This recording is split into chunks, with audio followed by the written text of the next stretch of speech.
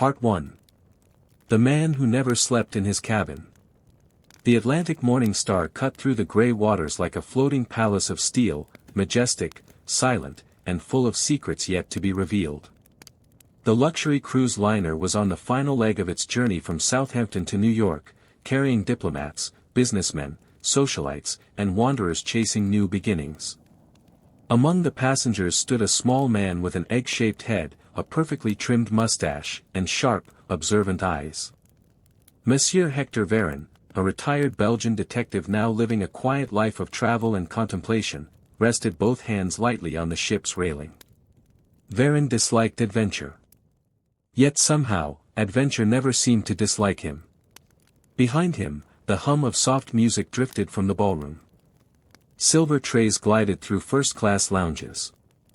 Laughter floated in polished accents. Everything appeared perfect. Too perfect. That was always how it began. The missing passenger. At exactly 8:40 a.m., a nervous young steward named Timothy rushed into the ship's reception office. "Sir," he stammered to the chief purser, "there is a problem with cabin 314. The purser barely looked up. "Late breakfast?" "No, sir." "The passenger, he never arrived." The purser frowned. "Name?" "Mr. Alastair Breckenridge. He checked in at Southampton. Ticket scanned. Luggage registered. But the bed is untouched. No personal items. No sign he ever slept there." Now that was unusual, but when the purser reviewed the embarkation records, his frown deepened into concern. Mr. Breckenridge was not an ordinary tourist. He was a British industrial investor, reportedly carrying sensitive documents linked to a series of confidential business acquisitions in America. He was important. And he was missing. A curious observer. By chance, or by the quiet arrangements of fate, Hector Varron had overheard enough of the hurried whispers near the reception desk to raise his interest. Missing people were rarely what they seemed. Within minutes, Captain Roland Hathaway himself summoned Varron for consultation. The captain had been warned by authorities in London that Breckenridge's presence on the ship was of special importance. "Mr. Varron," the captain said gravely inside his private suite, "I need discretion. Absolute secrecy." Varron gently smoothed his mustache. "Captain," he replied calmly, "secrecy is my oldest companion. The last sighting." The investigation began at once. According to records, Mr. Breckenridge boarded the ship at 6:05 p.m. Was seen in the first-class lounge at 7:10 p.m. Ordered tea. Spoke briefly to a woman in green velvet. Then vanished. No one saw him enter his cabin. No one saw him leave the public deck. His luggage, 2 expensive leather suitcases, remained locked in the cargo hold. Which meant only one thing. He had gone missing before ever reaching his cabin. And that made the case far more dangerous. The woman in green. Varron requested to meet the woman last seen with Breckenridge. She was identified as Mrs. Eleanor Whitcomb, a wealthy widower traveling alone. She sat rigidly in the interview chair, white gloves tight in her lap. "I spoke to him for no more than 2 minutes," she said. "He asked about my travel plans. I asked about his. He smiled. He excused himself. That is all." Varron asked gently. She hesitated. "He said something strange," she added. "What was that, madam?" She swallowed. "He said, if I do not reach my cabin tonight, then I was never meant to." Varron's eyes sharpened. Men did not speak such words unless they feared something already hunting them. A ship full of strangers. The Atlantic Morning Star carried over 700 passengers. Any one of them could be innocent. Any one of them could be a criminal. Varron began assembling the invisible picture in his mind. A powerful businessman. Confidential documents. A vanishing before midnight. A warning spoken like a farewell. Already the shape of premeditation emerged in the shadows. But where was the body? There was no alarm. No blood. No witness. No struggle. A clean disappearance was the most violent kind. The locked sea. Ships were prisons made of luxury. You could not vanish easily. The ocean surrounded every deck. Lifeboats were sealed at night. The crew was counted at every shift. No port had been reached since departure. Which meant Breckenridge was either still alive somewhere on the ship, or already dead, with his body expertly hidden. Varon disliked both possibilities equally. The first clue. At 2:17 a.m., a cleaner reported something peculiar. In a service corridor near the engine access level, Varon discovered a faint smear of fresh seawater. A single gold cufflink engraved. A.B. Alastair Breckenridge. The trail ended directly before an emergency hatch rarely opened during voyages. Varon closed his eyes briefly. A man had vanished. A message had been spoken. A clue now whispered from steel and saltwater. This was no accident. This was a designed disappearance. The hidden danger. Captain Hathaway hesitated when Varon shared his conclusion. You believe this was planned? Varon nodded slowly. With precision, Captain. Then, the captain whispered, what if his killers are still aboard? Varon's voice remained soft, but sharp as glass. Captain, they always are. Ending of Part 1. As night fell over the endless Atlantic, Hector Varon stood again at the railing. Below him, the black water moved like a living secret. Somewhere on this ship, a man had vanished. Someone was terrified. And someone was waiting to strike again. And this time, they would not miss. Part 2. Secrets beneath the first-class deck. The morning after the discovery of the gold cufflink arrived wrapped in fog. The Atlantic morning star drifted through pale mist, its elegance unchanged, its danger invisible. For the passengers, it was another day of luxury. For Hector Varon, it was the first full day of war. The passenger list. In the captain's private office, Varon studied the restricted passenger manifest, a file not available to the public. 5 names were immediately marked in red.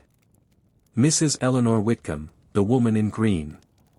Colonel James Ashcroft, retired military intelligence. Victor Hale, American shipping magnate. Lydia Moreau, French journalist traveling under a false press permit. Dr. Stefan Kruger, German engineer specializing in maritime security systems. Varon leaned back slowly. A ship of pleasure carrying the mines of war, money, secrets, systems, and lies, he murmured. Captain Hathaway rubbed his tired eyes. Do you believe Breckenridge was targeting one of them? No, Varon replied softly. I believe one of them was targeting him. Colonel Ashcroft, the silent watcher. Colonel James Ashcroft was found on the observation deck, staring silently at the horizon with binoculars although there was nothing to observe. He did not flinch when Varon approached. You were seen in the lounge last night, Colonel, Varon said calmly. I observe people, Ashcroft replied.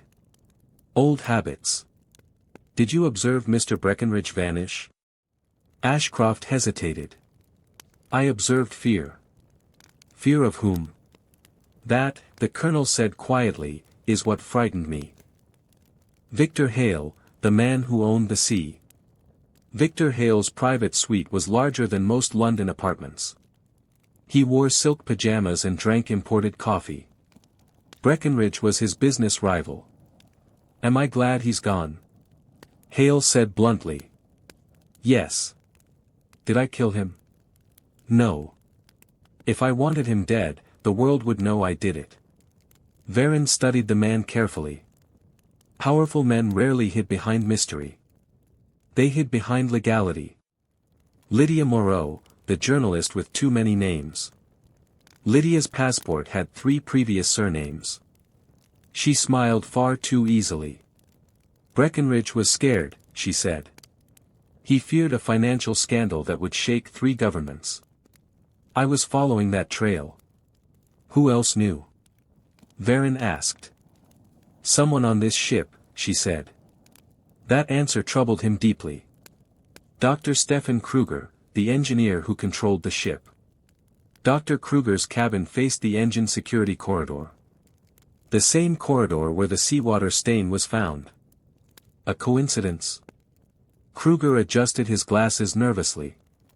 Emergency hatches are not opened without clearance, he insisted. But one was opened, Varen replied. Kruger stiffened. Then said something even stranger. It was opened from inside the ship's systems. Not manually. Digitally. The second disappearance. At 11:30 a.m., alarms shattered the calm. A waitress named Maria Lopez was missing. She had been serving Breckenridge's table in the lounge the night of his disappearance. Her apron was found folded neatly outside the same engine-level corridor. No blood. No struggle. Only silence. 2 people vanished. Same location. Same mystery. Panic behind polite smiles. Whispers spread among the wealthy passengers. A kidnapper is aboard. The crew is involved. The ship is cursed. Captain Hathaway secretly ordered armed guards placed near the engine room, the communication deck, the lifeboat access points. Varen, however, knew the truth. The criminal didn't need to escape. The ship itself was the weapon. The signal that should not exist. Late that night, Dr. Kruger brought something terrifying to Varen. A digital transmission had been detected. Not outgoing. Incoming. A coded signal had been sent to the ship from the ocean. Someone outside was communicating with someone inside. Varen felt a chill move through his bones. This is no longer simple murder, he said gravely. This is an operation. The first attack. At 2:14 a.m., the ship jolted violently. A controlled engine malfunction. Sabotage. Emergency lights exploded into red. In the chaos, someone tried to push Mrs. Whitcomb overboard. Varen pulled her back at the last second. As she collapsed sobbing on the deck, she whispered. They think I still have the documents. Varen froze. So the documents were real. And now the hunters believed she held them. Truth beneath green velvet. Under protection in the captain's quarters, Whitcomb finally broke. Breckenridge had secretly given her a sealed package. He told her. If I vanish, you carry the truth. She had hidden it. Somewhere no one would think to search. Varen asked quietly. Where, madam? She answered with trembling lips. In the ship's chapel. Ending of Part 2. 2 people vanished. 1 was attacked. The ship had been sabotaged. And now the truth was hidden inside the holiest room of steel and silence. Hector Varen straightened his coat. The game had ended. The hunt had begun. And the killer was no longer cautious. Part 3, The Chapel of Lies. The chapel of the Atlantic Morning Star was the quietest place on the entire ship. Tucked deep between the first-class deck and the upper engine levels, it was rarely used. A small altar of polished oak sat beneath a curved steel ceiling. Gold-trimmed candles flickered softly even though the ship rocked gently beneath the waves. Faith, on a ship like this, was usually reserved for storms and secrets. Hector Varen entered the chapel slowly, his polished shoes making no sound against the carpet. 2 armed guards stood outside the door on Captain Hathaway's orders. Mrs. Eleanor Whitcomb followed him, wrapped in a gray shawl, trembling, not from cold, but from fear. This is where you hid the packet? Varen asked gently. She nodded. I never opened it. I swear. Varen believed her. People who lied usually added too many details. Eleanor had given none. The false holy place. Whitcomb walked to the third pew on the left. She knelt. Placed her gloved hand beneath the wooden seat. And pressed. A soft click echoed inside the silent chapel. A hidden steel compartment slid open. Inside lay a black waterproof envelope, sealed with red wax. Varen's eyes narrowed. This was beneath a holy seat, he murmured. Poetic. But dangerous. He opened it carefully. Inside were photographs, bank transfer documents, encrypted transaction codes, and one slim flash drive. All bearing the same signature.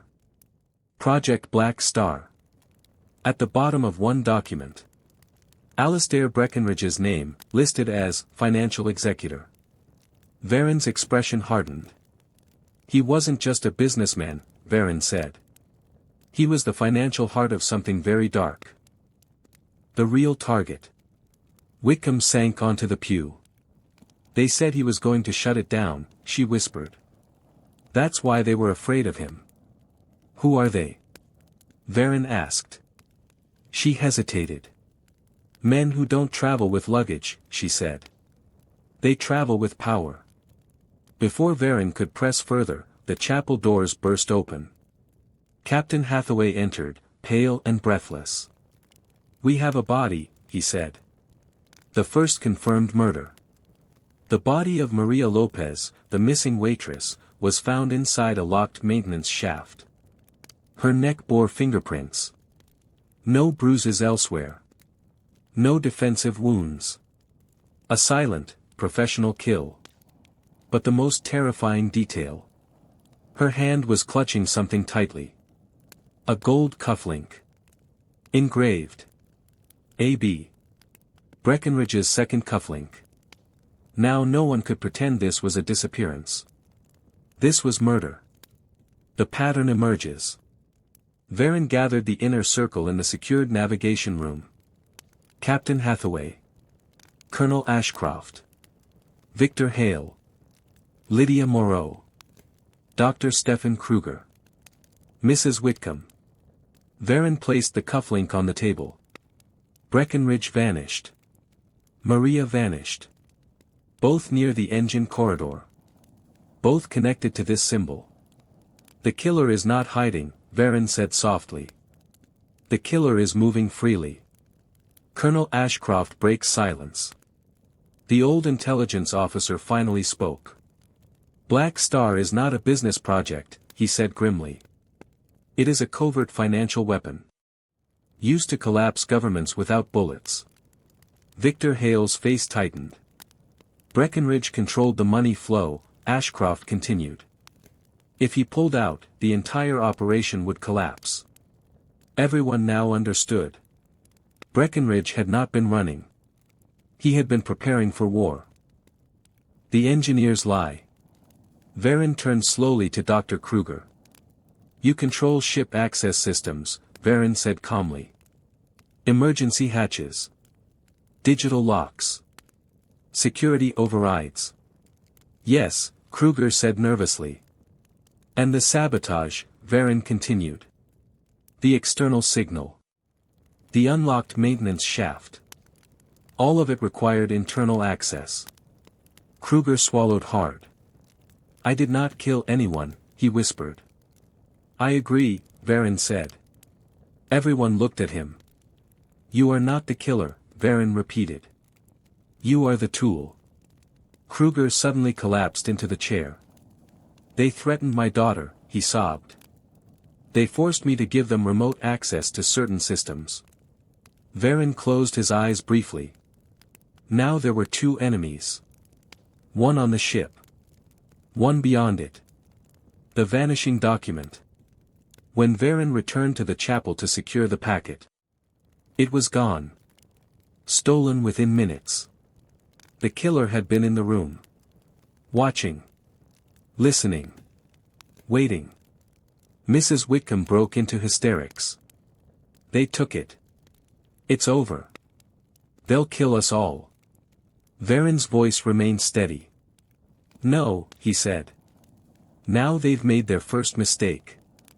The first name on Varen's list. Minutes before the body of Maria was found, only one person had left the secured observation deck alone. Lydia Moreau. The journalist. The woman with 3 surnames. The woman who knew too much. Varen finally smiled. The trap is set. That night, Varen announced publicly. The documents have been transferred to the ship's radio vault. Anyone attempting to access it will be arrested immediately. This was a lie.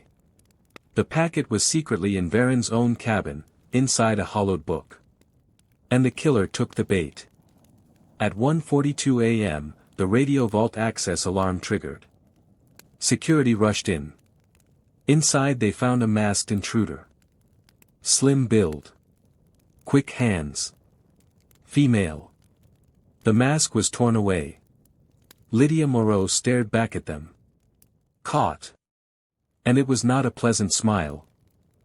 But the victory was incomplete. Lydia laughed. A cold, empty laugh. You have no idea how small I am in this, she said. You think I pulled the strings? Varen's eyes darkened. Then whose hand guided yours? Before she could answer, a gunshot exploded through the room. Colonel Ashcroft fell backward. Blood blooming across his chest. A shadow vanished into the smoke. The ship screamed with alarms. And once again, the killer escaped. Ending of Part 3. 1 man dead. 1 suspect caught. The documents stolen. The real mastermind still free. And Hector Varen finally realized. This was no longer about Breckenridge. The ship itself was now the battlefield. And the final enemy was already in position for the endgame. Part 4, The Man Who Was Supposed to Be Dead. The body of Colonel James Ashcroft lay in silence beneath the harsh white lights of the medical bay. The bullet had gone straight through his heart. Instant death. No last words. No confession. Only questions. Hector Varen stood beside the still form, his face unreadable, his mind in violent motion. The assassin had fired with expert precision. This was no panicked criminal. This was a professional. Lydia Moreau breaks. Lydia sat in the interrogation cabin, wrists locked in steel cuffs. Her journalist mask had finally collapsed. There was no charm left in her eyes now, only calculation. You killed Ashcroft, Captain Hathaway accused. Lydia laughed bitterly. No, Captain. I was never meant to live long enough to kill anyone important. Varen leaned forward. Then you were the distraction. She looked directly into his eyes. Yes. The truth about Lydia. Lydia was not a journalist. She was an asset courier for Project Black Star. Her role: track Breckenridge. Confirm the documents. Signal the extraction team. My job was to make noise, she said. To look suspicious. To pull eyes away from the real killer. Varen's voice dropped. And the real killer is still free on this ship. Yes. The most shocking revelation. Varen placed one final photograph in front of Lydia. Breckenridge. Alive. Walking on the engine access deck. Taken 4 hours after his supposed disappearance. Lydia's face drained of color. That's impossible, she whispered. Varen's eyes burned. He never went missing, did he? Silence. Then Lydia broke. Breckenridge flipped, she said. He betrayed Black Star. He faked his disappearance so he could move freely with inside help. Captain Hathaway whispered in horror. You mean? Varen finished the thought slowly. The man this entire murder hunt is built upon is still alive. The dead man who walks. Breckenridge had staged everything. The missing cabin. The cufflinks as false trails. Maria's murder to fake danger. Even Whitcomb's role. He turned victim into camouflage. He let the killers hunt him. While he hunted the killers, Varon closed his eyes. A master illusionist, he murmured. But every illusionist eventually becomes trapped inside his own trick. The woman who knew too much. Mrs. Whitcomb was gone. Vanished from her protected cabin. Her guards were found unconscious. On the wall behind them, a message written in lipstick. The game is mine now. The handwriting belonged to Breckenridge. The final trap begins. Varon understood. Breckenridge was no longer hiding. He was repositioning the board. Captain Hathaway issued full lockdown. All decks sealed. Engine room armed. Lifeboats locked. External signals jammed. The ship became a floating cage. For hunter and hunted alike. Breckenridge's broadcast. At exactly 11:59 p.m., every digital screen on the ship flickered. Then Breckenridge's face appeared. Calm. Smiling. Alive, ladies and gentlemen of the Atlantic Morning Star, he said smoothly, you have been entertaining pawns in a war of kings. I deeply regret the inconveniences. Passengers screamed. Crew froze. Varon watched without blinking. I gave Black Star everything, Breckenridge continued. Then I learned what they truly were. So I decided to collect their souls instead of their money. Thunder exploded outside as a storm rose from nowhere. Tonight, Breckenridge said, the final player reveals himself. And the screen went black. The second killer reveals himself. Dr. Stefan Kruger collapsed in the engine control room. Poisoned. Dead within seconds. A final audio message activated beside his body. Breckenridge's voice. You built my prison. You deserve to die inside it. Kruger had been forced into sabotage. Now silenced. Now only 3 remained. Breckenridge. The unknown external commander. Hector Varon. And only one of them could leave the ship alive. The final truth about Project Black Star. Ashcroft, Kruger, Breckenridge. All were early architects of Black Star. They built a system where governments fell via debt. Wars were financed invisibly. Assassinations were legal transactions. Breckenridge had finally turned against the monster he created. Too late to be innocent. Too dangerous to be ignored. Whitcomb was never a victim. Varon finally solved her role. Mrs. Whitcomb had not been an accidental messenger. She was Breckenridge's secret partner. The hidden documents. Only copies.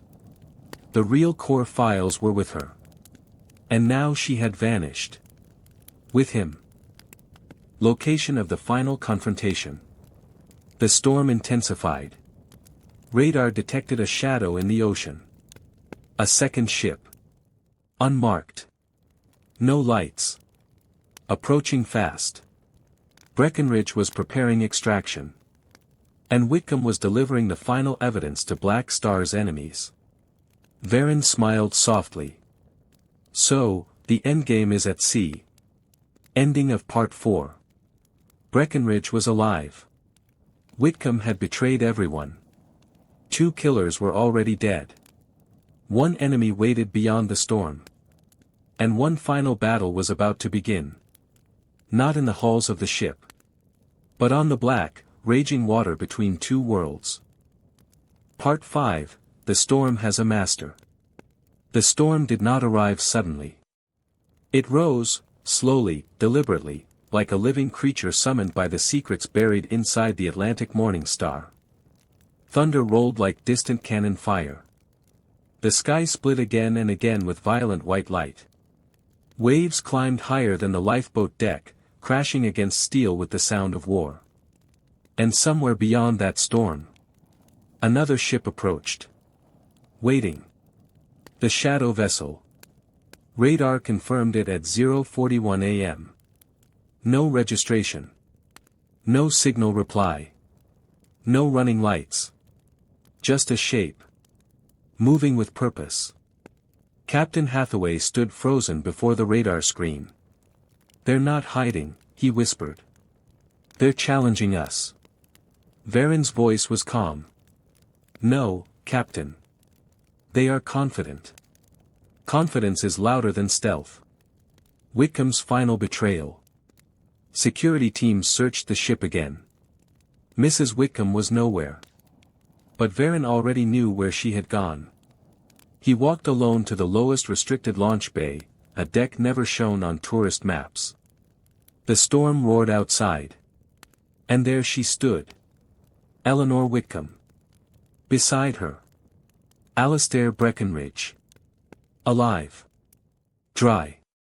Calm. Waiting beside a small armored sea shuttle, the face of the dead man.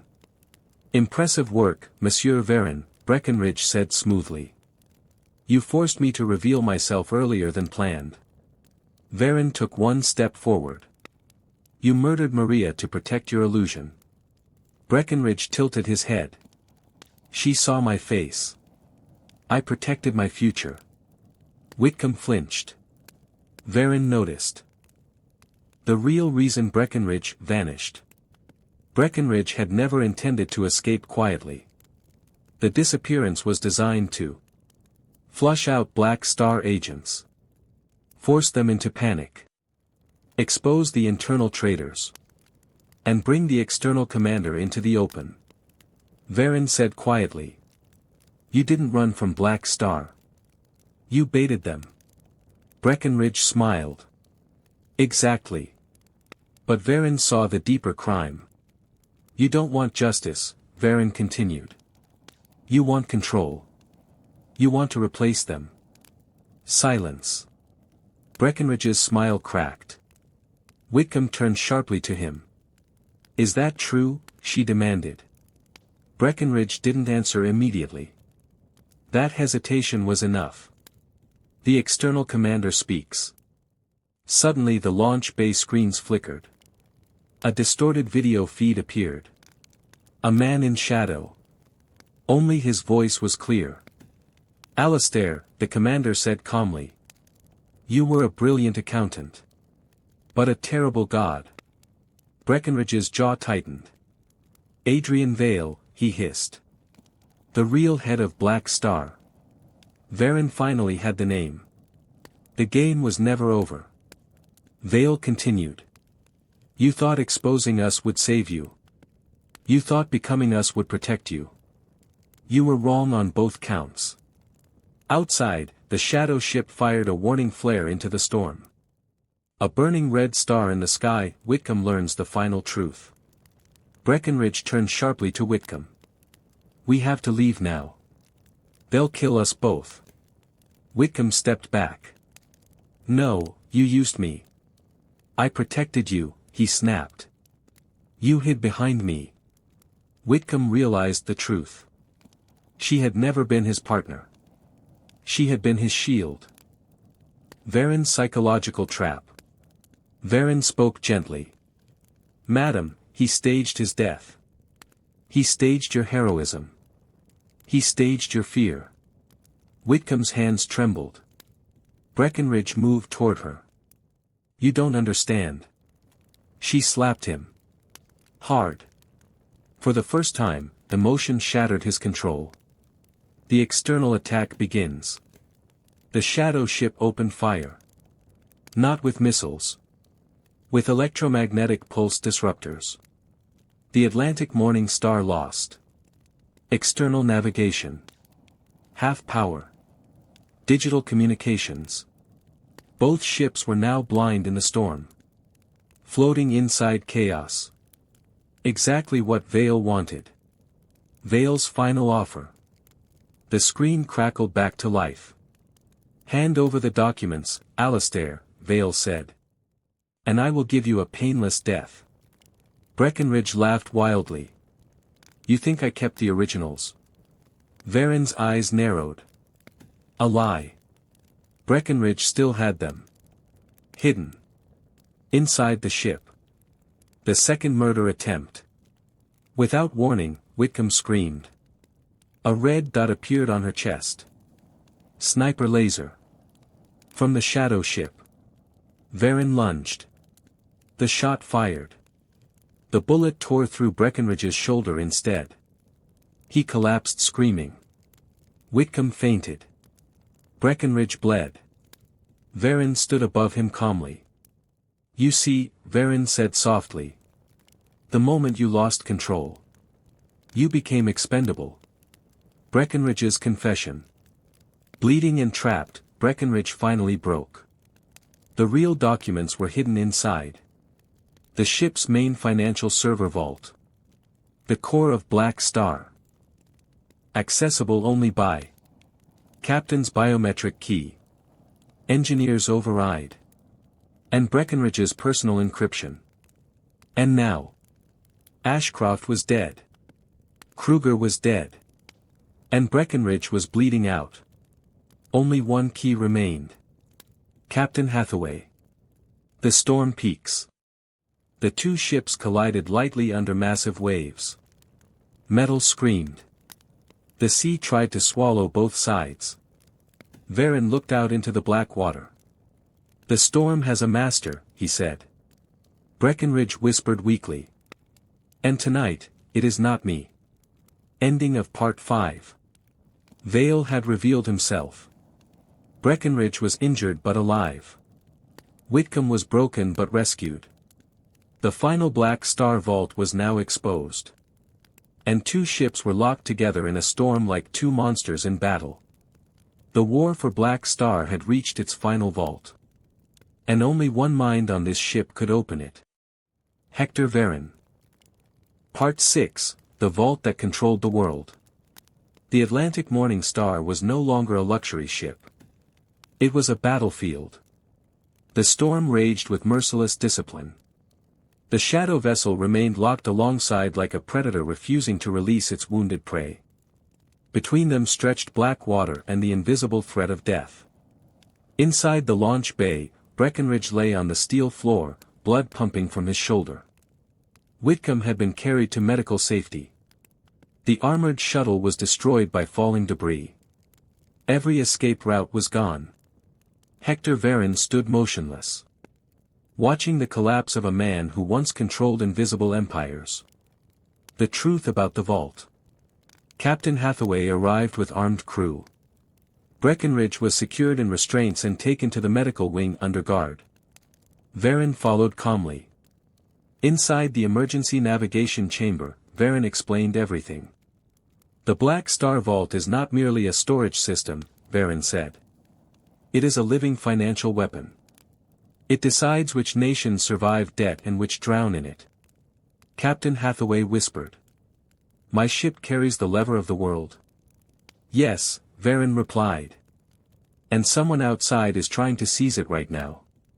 Why the ship was chosen. Black Star had hidden its core inside the Atlantic Morning Star for one reason. Jurisdictional invisibility. International waters. No national seizure authority. Constant movement. Diplomatic passenger cover. Breckenridge had helped design this final hiding place years ago.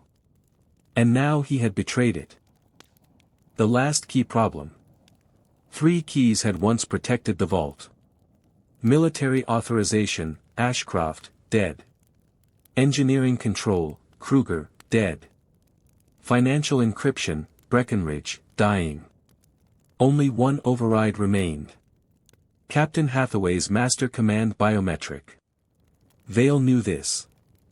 That was why he attacked the ship instead of extracting from it. He didn't need Breckenridge alive. He needed access. Breckenridge's real fear. Varen visited Breckenridge in the medical bay. The once arrogant mastermind was now pale, trembling, alive only because of emergency blood transfusion. "You were never the hero," Varen said softly. "You merely chose the side that would preserve your illusion of control." Breckenridge laughed weakly. "You think Vale wants the money," he wheezed. "He wants deletion. He wants to erase evidence of the old Black Star, and build a new one without ghosts. Varen's eyes darkened. Then your exposure attempt changed nothing. No, Breckenridge whispered. It accelerated the timeline. The real nature of Adrian Vale. Files recovered from Lydia's devices revealed the truth. Adrian Vale was not a man. It was a collective identity used by 3 rotating commanders. But tonight, only one was active. And he was present on the shadow ship. Vale's demand. At 2:09 a.m., communication partially restored. Vale's voice returned. Captain Hathaway. The captain froze. You carry the last key. Open the vault. Transfer its core to us. And if I refuse, the captain demanded. Vale paused. Then this ship becomes a reef. Missile pods unfolded silently from the shadow ship's hull. Varen's countermove. Varen leaned close to the captain. He is not bluffing, he whispered. But neither should we comply. How? The captain asked. Varen revealed his strategy. Open the vault. Trigger a controlled data reflection. Copy Black Star's entire core. Then flood the system with recursive corruption. It wouldn't destroy Black Star immediately. But it would turn every hidden transaction into a traceable ghost across the world. Vale's empire would become visible. To everyone. The moral weight. Captain Hathaway hesitated. If we do this, the economic shock alone could collapse markets. Varen was unblinking. Yes. And millions could suffer. Yes. But Black Star will end. Also yes. The captain closed his eyes. The burden was no longer tactical. It was historical. Whitcomb awakens. Whitcomb regained consciousness under medical supervision. Varen informed her of the truth. You were never just a messenger, he said. You became the final witness. Tears streamed silently down her face. And Breckenridge, she whispered. He will survive, Varen said. But not what comes after. The vault chamber. At 3:01 a.m., Captain Hathaway gave the order. The secured vault chamber was opened for the first time in the ship's history. A cathedral of servers pulsed with blue-white light. The heart of Black Star. Varen stood beside the captain. Once we begin, the captain whispered, there is no reversal. Varen answered softly. History rarely offers refunds. Vale's breach attempt. The shadow ship launched boarding drones. Explosive entry units slammed into the lower hull. Security teams engaged. Gunfire echoed through steel corridors. The invasion had begun. Vale wanted that vault. Tonight. The opening of the weapon. Captain Hathaway pressed his biometric key against the activation plate. Varen entered Breckenridge's encryption manually. The system unlocked. For the first time in decades. Black Star was exposed. What they saw inside. Not just accounts. Not just money. But assassination budgets. Election manipulations. Artificial famine triggers. Sovereign debt collapses designed like weapons. Digital ownership of entire governments. Whitcomb screamed when she saw it. This isn't crime, she whispered. This is architecture of hell. Vale's desperation. Vale's voice shattered through the systems. You don't understand what you're doing. Varen replied calmly. Oh, we understand perfectly. The corruption sequence begins. Varen activated the recursive corruption algorithm. The core began duplicating itself across encrypted global dead drops. Unstoppable. Uncontainable. Black Star was now bleeding its secrets into the world. Vale's final threat. The shadow ship armed its final payload. A direct impact nuclear torpedo. Target. The Atlantic Morning Star. Vale intended to erase everything. Including himself. The last decision before impact. Captain Hathaway turned to Varen. If this detonates at this range, we are vapor. Varen nodded. Yes. And you still wish to continue? Varen looked at the burning data streams. At some point, Captain, he said softly. Humanity must decide whether it prefers survival with chains. Or devastation with truth. Ending of Part 6. The Black Star Vault was open. Its secrets were flooding the world. Vale had armed a nuclear killshot. The shadow ship had committed to mutual destruction. The Atlantic Morning Star could not escape. And Hector Varen had just chosen truth over survival. As the countdown to impact began. Part 7, when the world held its breath. The countdown begins. A red digital timer ignited on every operational screen inside the Atlantic Morning Star. Impact in 11:59. The nuclear torpedo had been launched. From the shadow ship. Silent. Unstoppable. Certain. The storm howled as if the ocean itself had understood what was coming. Captain Hathaway whispered. 11 minutes to the end of the world. Hector Varen adjusted his cuffs. No, Captain, he said softly. 11 minutes to the end of one world. Panic versus control. Across the ship, panic erupted. Passengers screamed. Crew members froze. Some prayed. Some ran. Some collapsed. But inside the vault chamber. No one moved.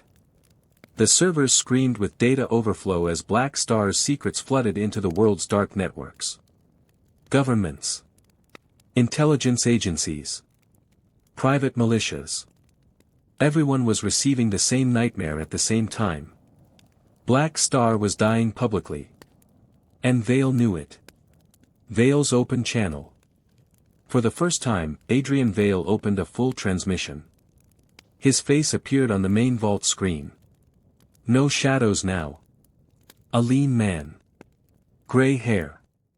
Cold eyes. Perfect control. You've already killed millions with what you released, Vale said calmly. Debt collapses faster than bombs.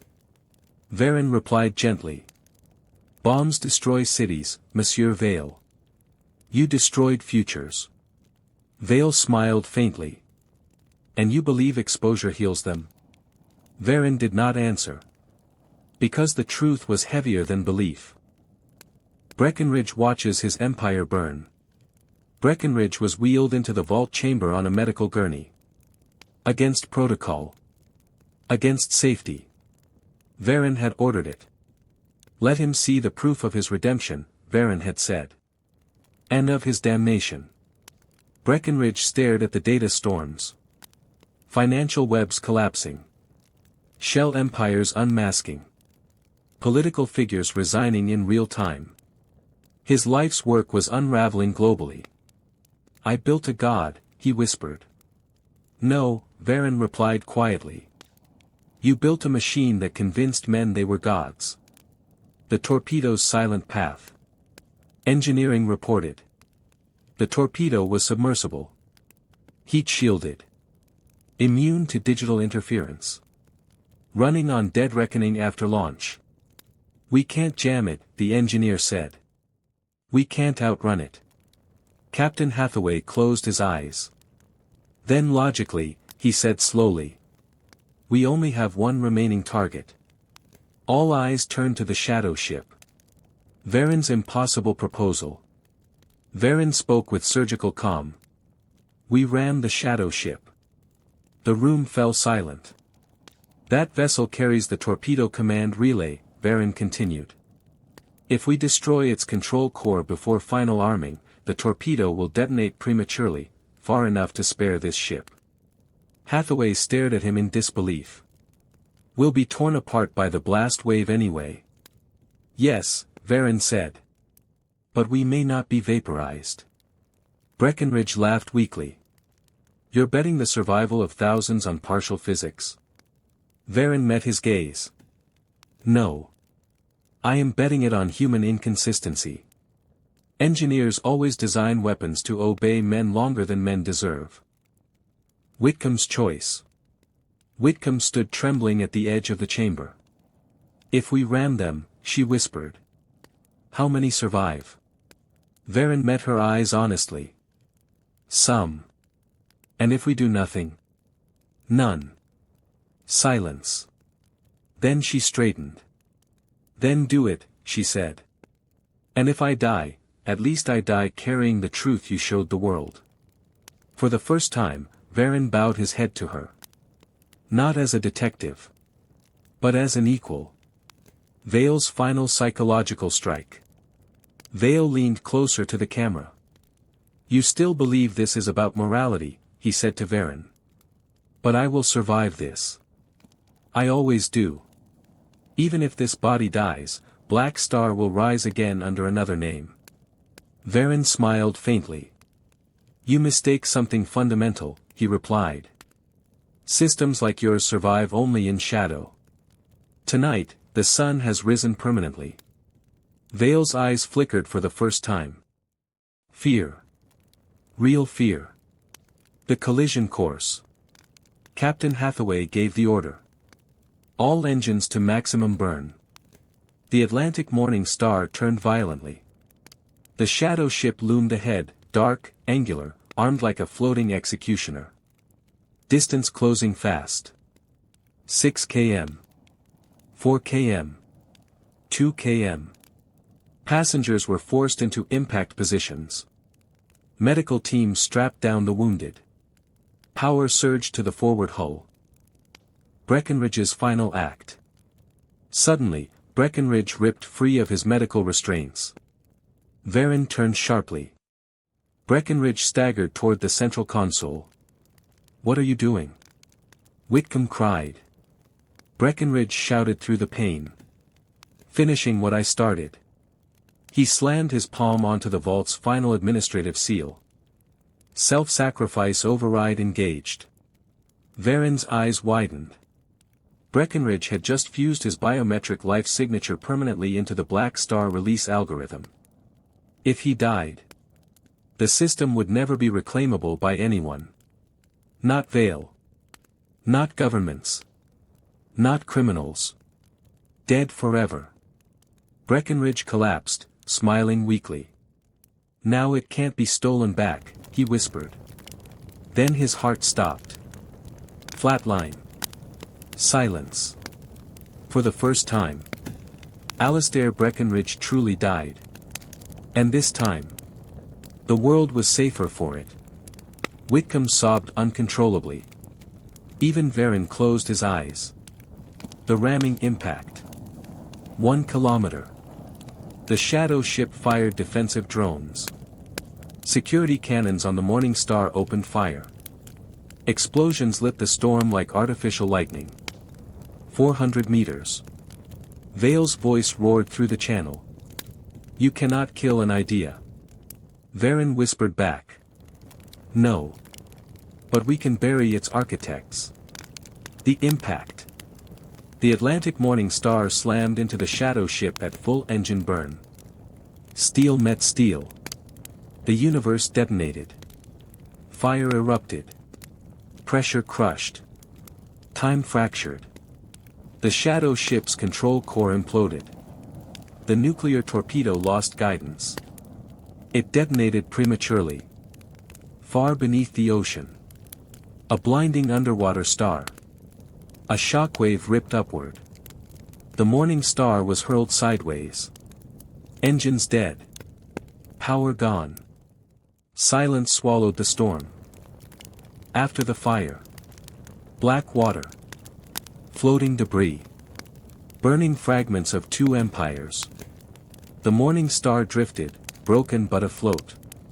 Emergency lights flickered on. Medical teams moved through smoke and blood. Thousands were injured. But alive. Vale's end. Rescue teams later found the shadow ship split in half. Inside one sealed compartment. Adrian Vale's body. Crushed. Unrecognizable. Dead. Black Star had lost its final commander. Ending of Part 7. The nuclear annihilation was stopped. Black Star's global archives were permanently released. Breckenridge died erasing his own weapon forever. Adrian Vale died with his empire. The Atlantic Morning Star survived, broken, scarred, but alive. And Hector Varron stood among the wounded. Knowing the world would never be the same again. Part 8, the day after the end of the world. 1. When the ocean finally fell silent. The Atlantic did not calm immediately. It took hours for the storm to accept that the war above and below its surface had ended. The waves still crashed like confused soldiers long after the shadow ship sank and the nuclear fire died in the deep. The Atlantic Morning Star drifted like a wounded giant. Engines ruined. Hull fractured. Thousands injured. But alive. Rescue flares burned slowly into the gray dawn.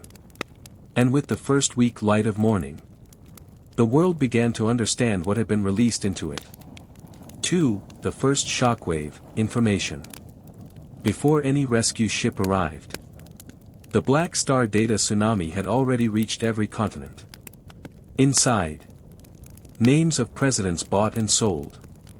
Final proofs of engineered famines. Electoral collapses designed like blueprints. Assassination orders dressed as debt corrections. Entire wars triggered by financial throttles. News agencies froze mid-broadcast. Stock exchanges halted trading globally. 3 currencies collapsed in the same hour. 1 government resigned live on television.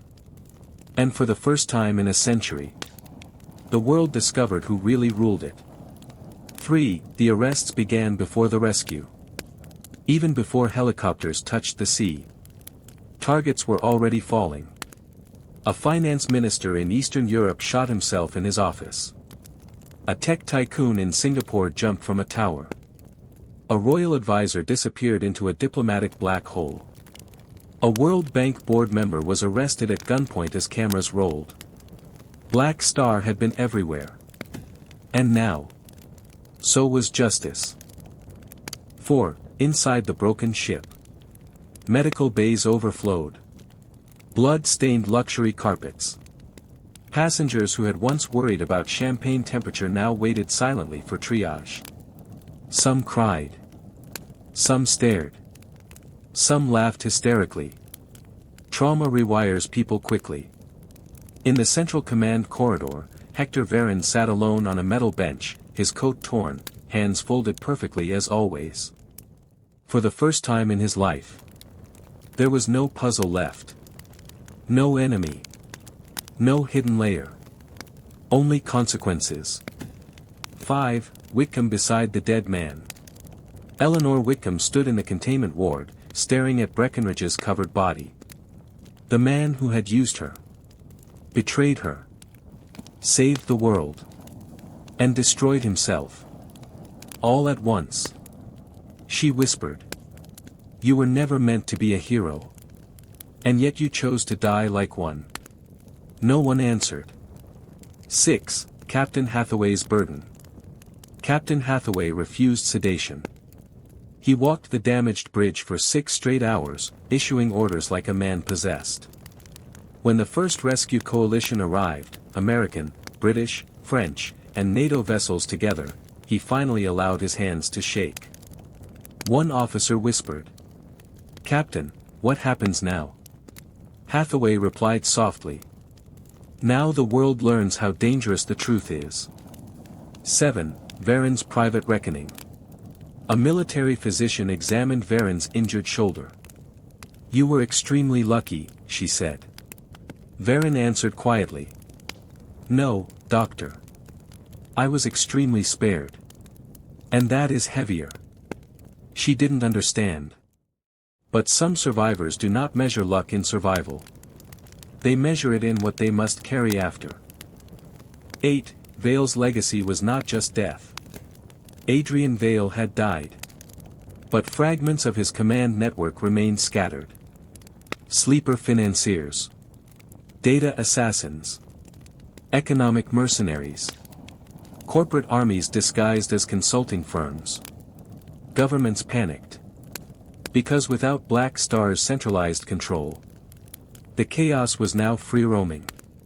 Varen warned the International Task Force. You have removed the spine of the monster. But its limbs are still twitching. 9. The interrogations began. Lydia Moreau was transferred under international black warrant. She testified for 23 hours without pause. She named safe houses, banking ghosts, dead drop embassies, offshore resurrection banks, and 12 men the world believed were dead. Every hour, another arrest happened. By the end of day 1, over 1,100 global arrests had been made. 10. Whitcomb becomes the unlikeliest witness in the world. Eleanor Whitcomb was no longer a forgotten widow.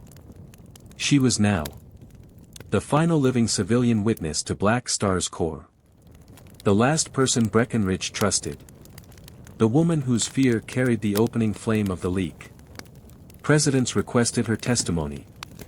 Courts offered immunity. Agencies offered disappearance. She refused all three. She told Varen, "I ran once. This time, I stand." 11. The question the world asked Varen. Varen was summoned to a sealed international tribunal. They asked him only one question. Would you do it again? The room was silent. He answered softly. I would not undo it. But I would not bless it either. They didn't know how to classify a man like that. So they let him go. 12. The funeral without credits.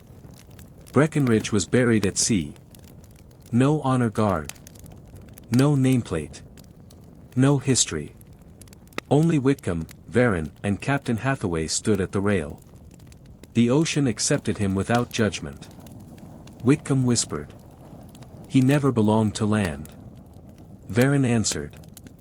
No. He belonged to the spaces between choices. 13. The world 3 weeks later. 3 weeks after Black Star's fall. 2 governments had collapsed fully. Global banking had paused twice. An international financial constitution was being drafted. Intelligence agencies fought in court for jurisdiction over ghosts. And for the first time ever, the public learned that money had once been a weapon of mass destruction. 14. What became of Whitcomb? Whitcomb rejected protection. She rejected money. She took a small house near the sea. And began writing. Not memoirs. Testimony. A record not of crime. But of how easily ordinary people were turned into shields for monsters. 15. Varen's last night on the ship. Before leaving the Morning Star forever, Varen returned to the original place where it all began. Cabin 314. The untouched bed. The room that had never been slept in. But had changed the world. Varen stood silently. Then closed the doors softly behind him. 16. The final conversation. At the rescue dock, Whitcomb asked Varen. Did you ever doubt? Varen replied. Every second. Then why continue? He looked at the horizon. Because doubt is the last proof that one is still human. 17. The quiet truth. The world celebrated the fall of Black Star. But Varen knew something darker. The system had died. But the hunger that built it had not. Power always repackages itself. He would be needed again. Just under a different name. 18. The closing image. Weeks later. On a quiet European train. A small man with a neat mustache sat by the window. No medals. No security. No recognition. Only a newspaper headline folded gently beside him. Black Star era declared officially over. Varen folded the paper. and murmured to himself. Nothing is ever officially over. The train disappeared into a tunnel. And the world continued forward, carrying both truth and its shadow. Part 9, Shadows of Black Star. 1. The ghosts remain. Even after the fall of Black Star, the world trembled. The data had been released, but its architects, though dead or captured, had left fragments of influence. Shell corporations in South America remained untraceable. Secret bank accounts in Asia held billions untouched. Assassination networks were dormant, not destroyed. Digital skeletons of Black Star remained embedded in global systems. Hector Varron understood this clearly. The war was won, but the battle for control of shadows had just begun. 2. The first revenge attempt. 3 days after the Morning Star returned to port, a small European financial city erupted in chaos. Explosions destroyed key banking infrastructure. 3 senior economists were murdered.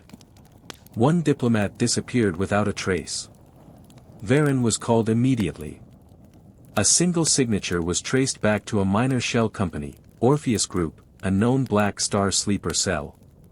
He muttered softly. They never die. They only wait for the right chaos. 3. Whitcomb's role expands. Eleanor Whitcomb, now recognized globally as a living witness, had begun compiling a full record of Black Star operations. Diaries of operatives. Transaction proofs. Passenger testimonies. Data fragments from Breckenridge's encrypted servers. She became the target number 1 of all remaining Black Star affiliates. Varron personally coordinated her security. Personal bodyguards. Disguised evacuations. Secure digital communications. And yet, she refused to hide. I have seen what fear does, she told him. And I will not let it govern history. 4. Vale's last shadow. Even though Adrian Vale was dead, his final plan was far from over. A series of automated financial triggers embedded across global markets were discovered by Varron and an emergency coalition of intelligence agencies. If left unchecked, entire national economies could collapse. Food scarcity could be engineered in weeks. Elections could be subtly manipulated again. Varron realized, Vale had built himself a posthumous empire of chaos. 5. The hunt begins. Varron deployed teams across 5 continents. London, targeting shell banks. Hong Kong, intercepting financial nodes. Geneva, freezing assets. Panama, dismantling covert operatives. Moscow, tracking suspicious intelligence flows. Everywhere, remnants of Black Star tried to escape, but the world was now united in unprecedented cooperation. Yet Varron knew, coordination does not equal control. 6. First high-profile capture. Within 48 hours, a prominent Orpheus operative was caught in Geneva. Varron interrogated him personally. Calm demeanor. No fear. Refused to speak his real name. Finally, Varron asked. Why continue? Breckenridge is dead. Vale is dead. The system is exposed. The operative smiled coldly. Because systems like ours never die. We only evolve. And evolution requires sacrifice. Varron knew the game was far from over. 7. Cybernetic warfare. Even as arrests were made, Vale's digital legacy launched counterattacks. Fake news spreading across social media. Bank freezes triggered by false commands. Automated assassinations via drones. Shadow contracts sent to unknown operatives worldwide. Varron, with Whitcomb and Breckenridge's archived algorithms, personally oversaw digital containment. The task, neutralize chaos without triggering panic. Every decision was a razor's edge. 8. The first political fallout. 3 governments were forced to resign completely. Cabinet ministers implicated in Black Star. Central bank officials arrested. Military intelligence divisions purged. The world watched. Economies shivered. Markets panicked. Yet, slowly, stability returned. Varin noted silently. Black Star is dead. But the trust it destroyed will take decades to rebuild. 9. Whitcomb confronts her past. Whitcomb received a message. We know where Breckenridge's legacy lives. Stop now, or you die. She realized some of Breckenridge's enemies had survived the storm and were now coming after her. Varin intervened. This isn't just about you, Eleanor, he said. It's about every witness who dares see the truth. She nodded. Fear had become courage. 10. The final sleeper cell. Varin discovered a hidden Orpheus cell in Panama. Inside, 47 operatives. Advanced drone weapons. Encrypted financial triggers. Plans to assassinate global leaders and reclaim lost wealth. Varin orchestrated a simultaneous raid across multiple fronts. Nighttime strikes. Decoys to confuse remaining operatives. Cyber infiltration to neutralize digital triggers. The operation took 48 continuous hours. When it ended, all operatives captured or neutralized. Digital chaos contained. The last attempt to revive Black Star thwarted. Varin allowed himself a rare, quiet smile. 11. Reflection on human nature. Late at night, Varin and Whitcomb sat on a balcony overlooking the calm sea. Whitcomb asked quietly. Do you think it's over? Varin lit a cigarette. For now. But power is a shadow. It never truly dies. It waits. Whitcomb shivered. I thought the world could change. Varin exhaled smoke. It can. Slowly. But people will always want shortcuts. 12. Global awareness. Weeks later, as global audits revealed Black Star's impact, the public learned. Some leaders were complicit. Some economies had been subtly manipulated for decades. The world had survived a hidden war without knowing it. And quietly, humanity realized. Invisible wars often determine lives more than visible ones. 13. The quiet end. Varin returned to his apartment in Europe. He placed Breckenridge's final notes and Whitcomb's transcripts on the desk. No celebration. No fanfare. Only the quiet hum of a world still recovering. He looked out at the horizon. Black Star destroyed. Vale gone.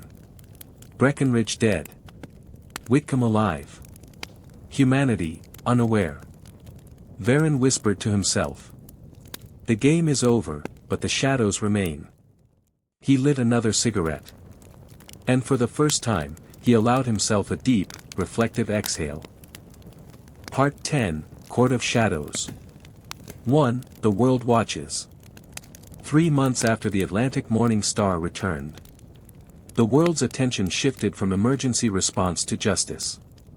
Governments convened special tribunals. International criminal courts were activated. Press coverage was global. At the center of this storm, Eleanor Whitcomb, the only surviving civilian with intimate knowledge of Black Star's operations.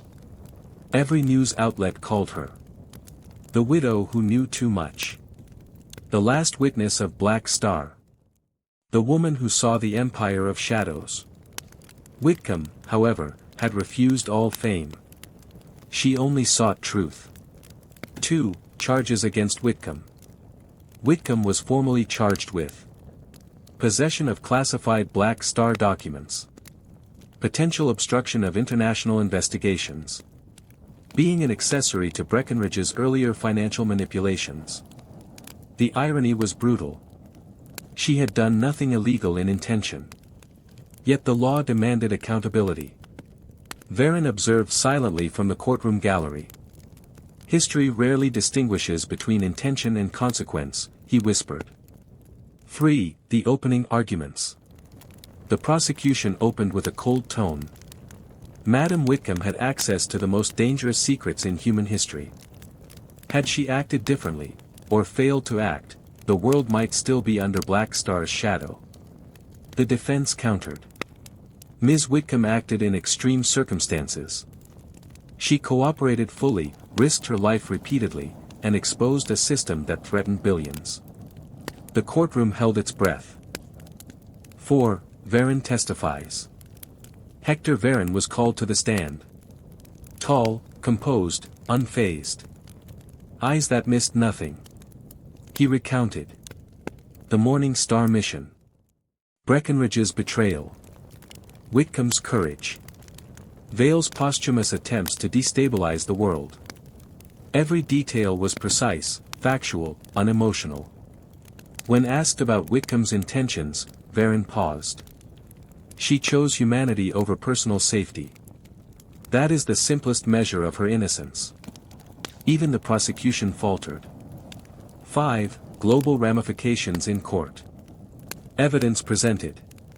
Digital traces of Vale's sleeper cells. Breckinridge's final override. Locations of Orpheus operatives. Worldwide banking destabilization logs.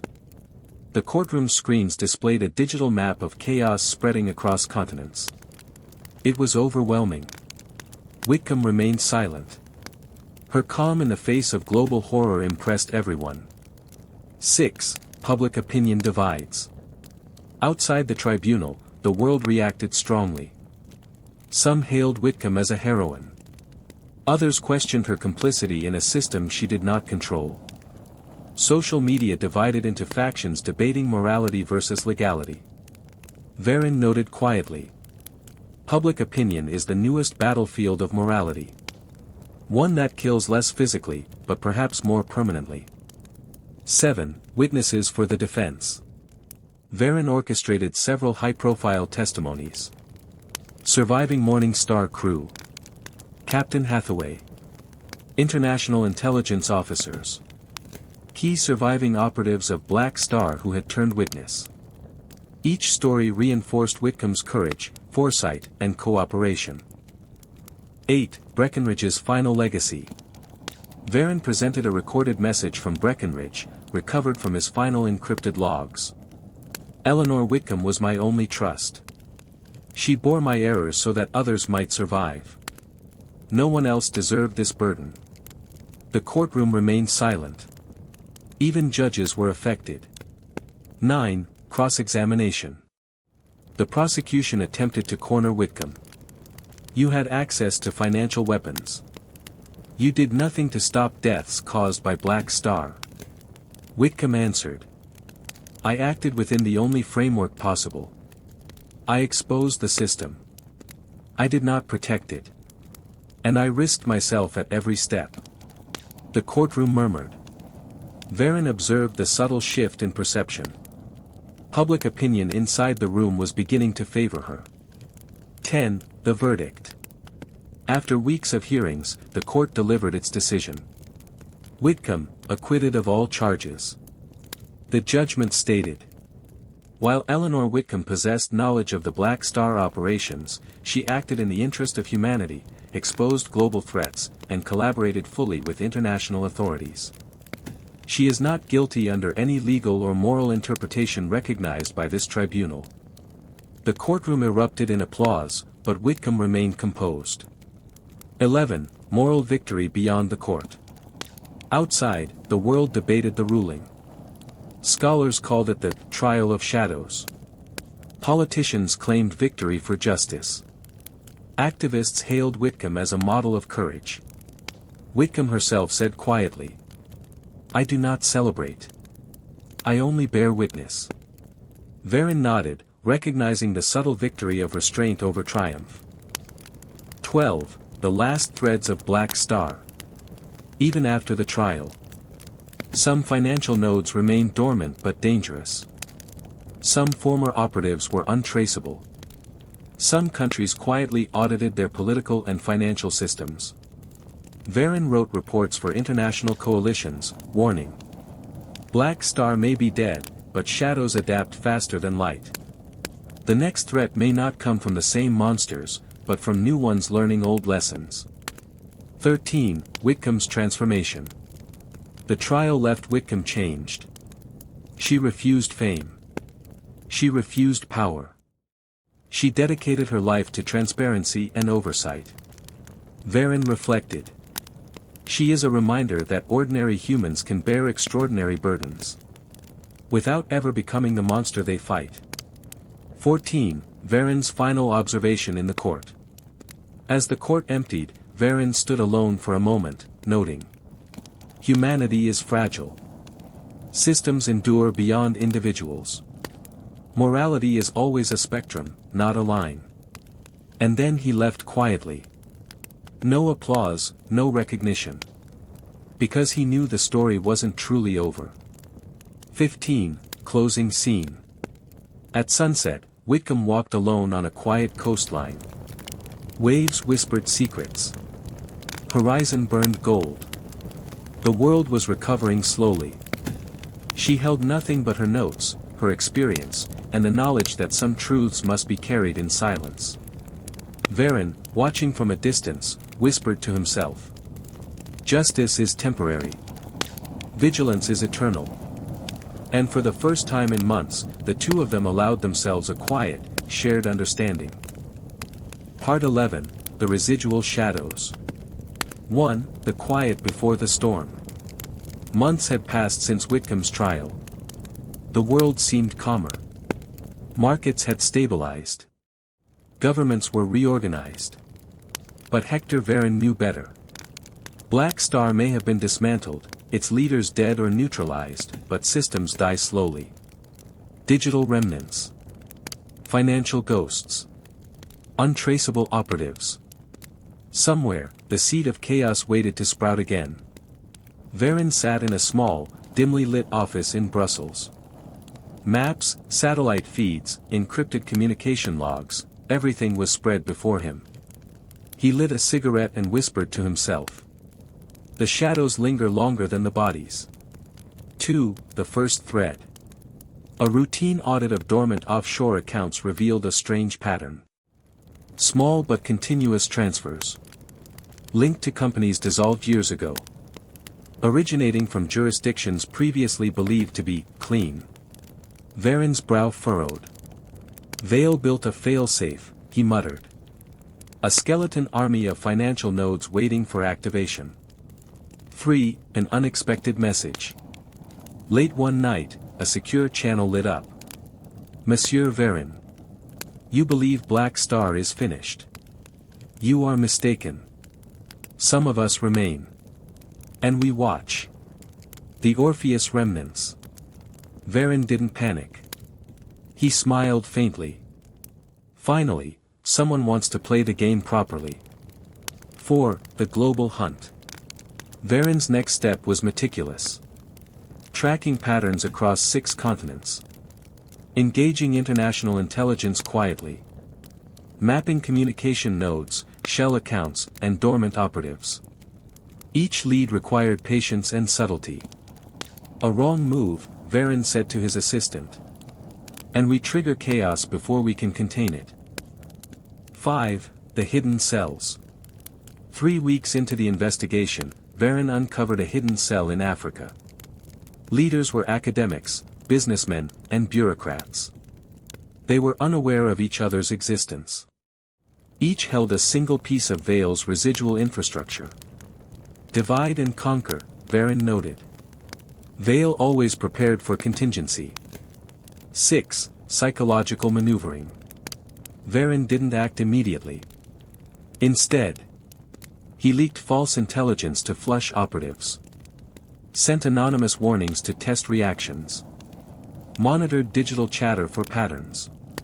Within days, the cell began to fracture. The mind is the most fragile battlefield, Varon muttered. 7. The dangerous ally. Whitcomb returned, insisting to help. I have seen what happens when silence is maintained too long. I will not let Black Star rise again. Varon agreed, assigning her cyber and research tasks. Together, they discovered a hidden database in Switzerland, containing operational blueprints. Backdoors into global financial systems. Names of hundreds of sleeper agents. Varen looked at Whitcomb. We are not just cleaning up history. We are preventing its resurrection. 8. The first capture. Using precision strikes and anonymous digital traps, Varen neutralized the first major sleeper agent. Code name, Pharos. Occupation, banker in Singapore. Task, activate dormant asset redistribution networks. The capture revealed the network's reach. Africa, Europe, South America. Each operative independent, unaware of the others. A chain reaction ready to launch. Varen realized, this was Vale's final safeguard. 9. The trap. Varen devised a trap to flush the remaining nodes. A fake financial opportunity was leaked globally. It promised immense, anonymous returns. Every operative triggered their own detection. Within 72 hours, Varen had identified 87 operatives in 15 countries. He commented quietly to Whitcomb. Vale's army is not dead. It only obeys greed. And greed can be manipulated. 10. The global chessboard. Varen coordinated strikes with Interpol, NATO cyber divisions, financial intelligence units, local authorities.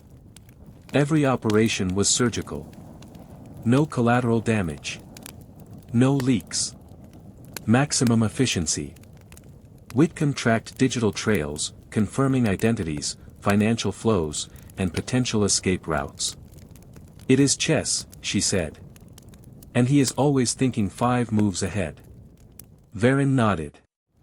Which is why I must always be 6 moves ahead. 11. The last sleeper confrontation.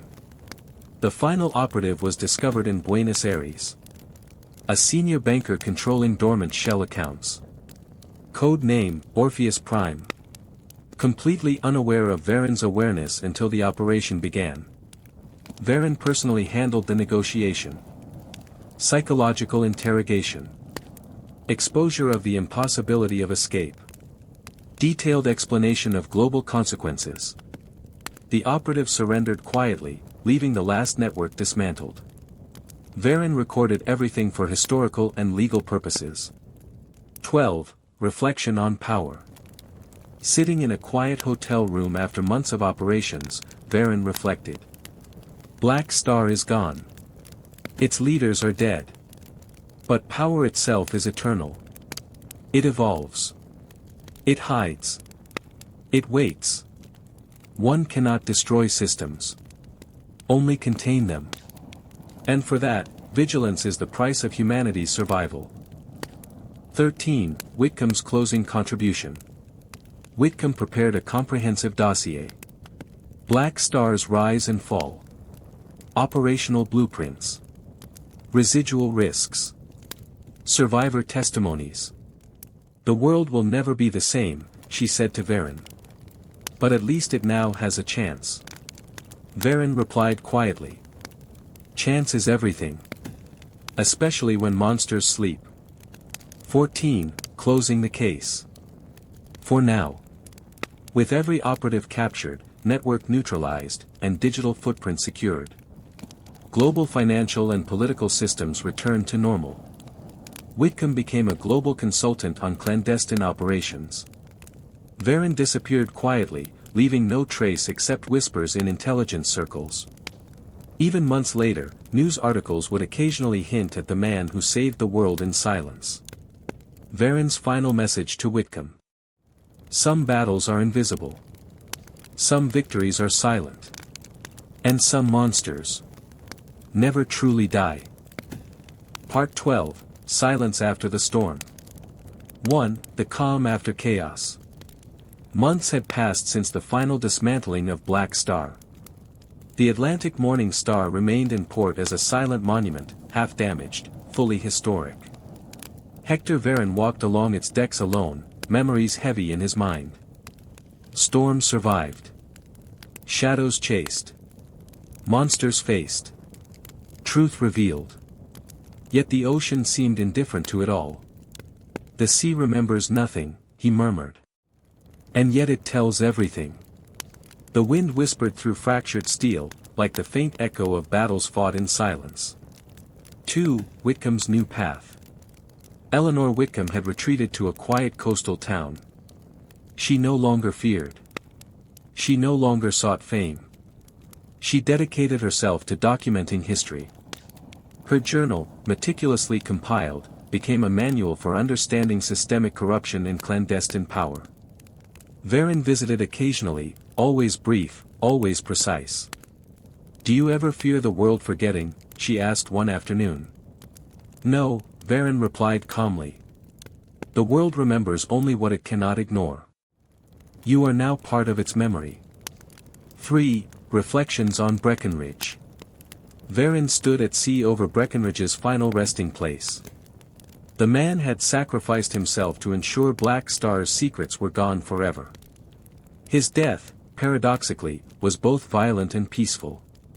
His legacy now lay in history books, classified archives, and the conscience of those who survived.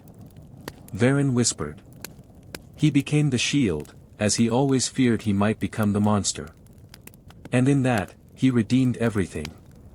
The waves swallowed the sound. 4. Global society begins to heal. 3 months later. Governments began auditing their financial systems. Former operatives of Black Star gave testimonies under international law. Banking systems were restructured for transparency. Economic manipulation tools were neutralized. Yet, Varen observed quietly. Power evolves faster than morality. And even in victory, vigilance is the price of survival. 5. The haunting realization.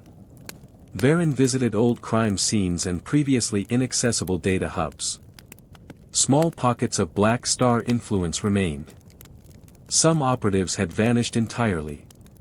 Some shell corporations quietly activated dormant accounts. He realized, once again, that the battle was never truly over. "The game is eternal," he said softly to Whitcomb over a secure line. "And monsters adapt faster than we can anticipate." 6. The psychological weight. Varen often wandered alone at night. Haunted by the decisions he made. Haunted by those he could not save. Haunted by Breckenridge's death and Vale's posthumous chaos. Even when the world celebrated, he carried the burden silently. "I do not regret," he whispered. But regret is not the same as peace. 7. Whitcomb's philosophical observation.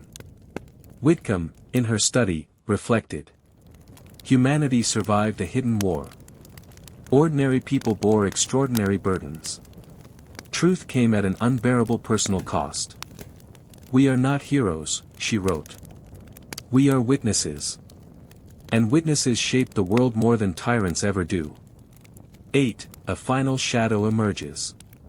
Even in this quiet, Varen detected subtle signs. A small network of dormant operatives in Eastern Europe. Automated financial triggers waiting for chaos. A cryptic message buried in old Black Star code. He realized the last lesson.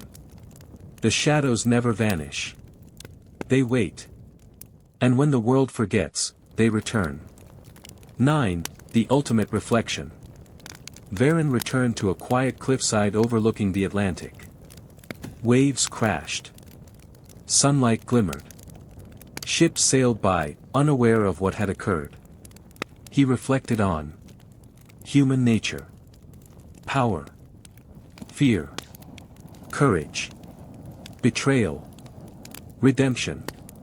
The world is both fragile and resilient, he said.